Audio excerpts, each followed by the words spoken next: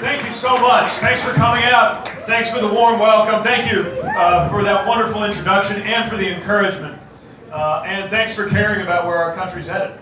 That was such a great note to come in on because it had to do, among other things, with why even in this unbelievably challenging and rather bleak time, we come to this process in a spirit of hope. But we'll come back to that. My name is Pete Buttigieg, as you know. Most people have trouble saying my last name, so they just call me Mayor Pete. I'm running for president.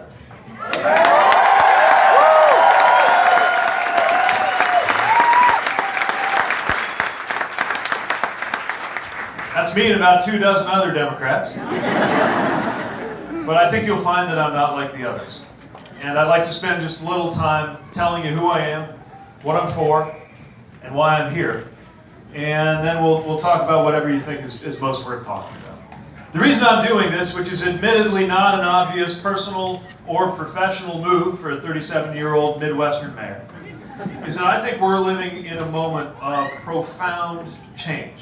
That the reason everything is so confused and so frightening and so divided and so dark is that we're pretty much on one of those blank pages in between chapters in the American story. That we are lucky and unlucky enough to live in a moment of transition between whatever we just had and whatever's next. I think those moments roll around every now and then, every 30, 40, or 50 years.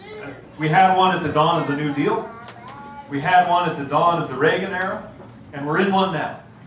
And so whatever we do now will decide not just what the next 4 years are going to look like, but what the next 40 years will look like. That's why we've got to not just win an election, but win the era for our values.